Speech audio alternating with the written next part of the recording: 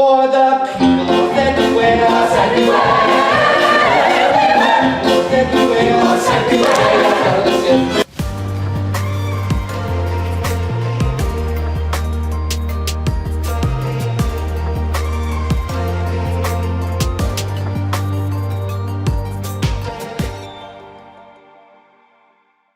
Tech Week at any theater production is always really exciting, but here at SSTI it's even more so, at least in my opinion, because we have the actors who've been working for the last 2.5 weeks in a black box space, minimal sets, minimal props, minimal costumes, and then we have our technical students and our technical staff who've been in the theater building this giant show.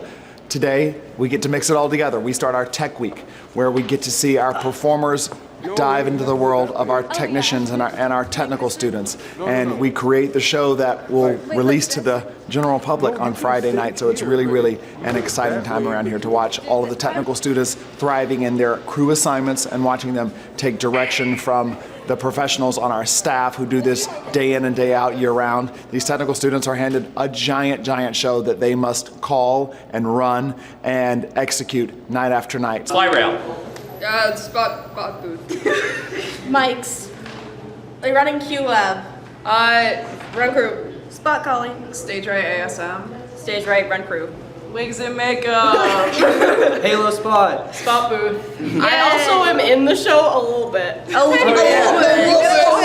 I got a costume. I'm a newsie. My week this week is a little different than it normally is at SSTI. Normally I'm sitting at the producer's desk in the very back of the house, but now I'm down in the thick of it. I'm at a tech table. I'm giving probably what our lighting crew thinks are all too specific notes and directives for what exactly my vision is for this show and how it aligns with the creative vision of our technical staff and also my collaborators in the creative team. That's our musical directors and our choreographers, so that we're all putting our minds together as we create this show as detailed as we can be, while also doing it as expeditiously as we can do, because we do have an audience on Friday night. I need you like in it more, because you know, right now we know where we're going, we know what they're doing. Now I need nicely to really have the Holy Spirit take him over, and really, like, if he's looking at them and they're all going boop, boop, boop, boop. I enjoyed the fact, because there is that moment where you conduct them. You can kind of conduct them the whole time, right? So if you're turning and you know the words, you know the things, and they're sitting, enjoy the boop, boop, boop. Guys and Dolls, huge difference from Chorus Line. I think altogether we have 120 or 130 looks for the entire show, which is way different. Also a different time period. We're in the 40s, so it's completely different from Chorus Line, where they're in athleisure wear and then they go into their gold costume. This one is all about shape, style, luxury. And we have, like, in a Chorus Line, the actors had at most 2 costumes, whereas here the Adelaides have up to, I think, 11 or 12. So there's a really big difference in the amount of costumes that each character has, and like the amount of changes that they have and things that they need to be prepared for. So for us, and then we have 2 other people. We have our student assistant, and then we'll have somebody else back there as a dresser. We are there to help them get ready at the very beginning of the show, and then we are backstage if anybody has to do a quick change or if they have to take anything off that they've underdressed. We have some that have like mere seconds to go from one character to another, so they have something underneath whatever costume they were in previously. They'll take it off and they'll either like put it in a laundry basket or throw it to us, and they're gonna run back on stage. I'm part of SSTI Tech, and this is my 2nd year here, and during the show I'm going to be backstage working with the costume department, and I'm going to be helping the actors get in and out of their costumes before and after the show, and also during quick changes. Simply gotta gamble, you get no guarantee. No doesn't kind of find you and I, So it's Thursday at Tech Week. Final dresses tonight. We open tomorrow, and we're getting kind of our final touch-ups done on the show. Most of it at this point is like practical work, just trying to put the last couple light bulbs in. Sometimes, as an electrician, your job is literally like, oh, I got to screw these 3 light bulbs in, and then we're done for the day.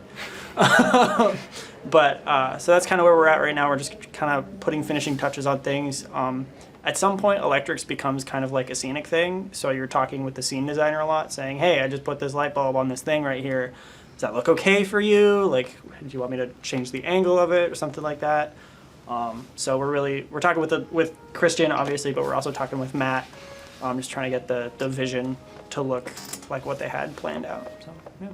And I've been sitting at the tech table with Christian and Jill and Claire and helping program a little bit and work with Claire on the follow spot calling and follow spot design of the show. We have 4 follow spots, which is a lot to handle for any follow spot caller, especially someone who's doing it for the first time as of 2 days ago. But Claire is I told her how to do it once, and then I haven't had to talk to her since then.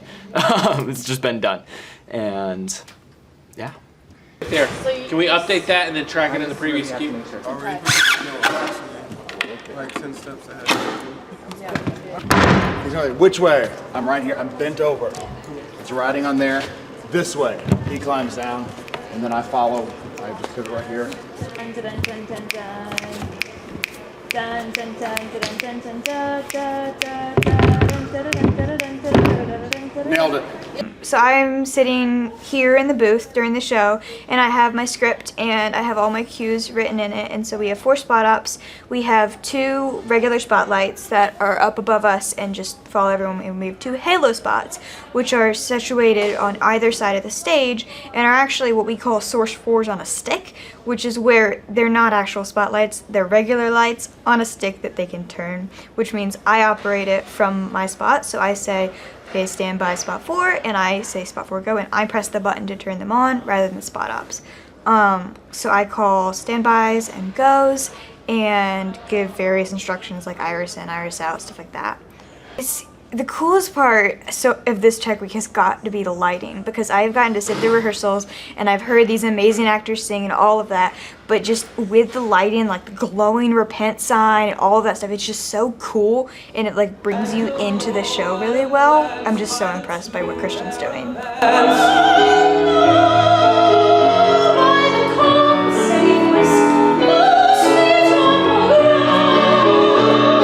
So Guys and Dolls takes place in 1950s New York, and we actually see a really large dichotomy in the types of characters that we have portrayed on stage. We have one group that is sort of more so geared toward the nightlife of society in that era, and then we see another group of individuals who are more representative of the purity front that we also see come and become really prevalent in the era. So when we were looking through our designs, we just wanted to make sure that we had a big distinction in those characters, and I think this really lent itself to the production and the way that we've helped our performers portray those people.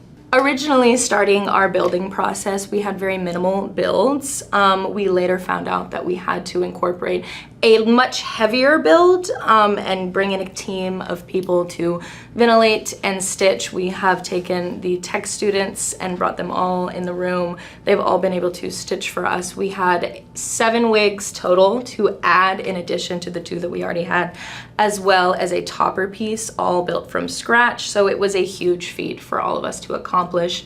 We literally finished building as soon as, like, right before we got into tech, and it was a lot. It was very stressful, but we accomplished it very gracefully and beautifully, and I'm very proud. Just some perspective for the scope of that is that it takes around 40 hours to build 1 wig, and we managed to accomplish building 8 in 2 weeks.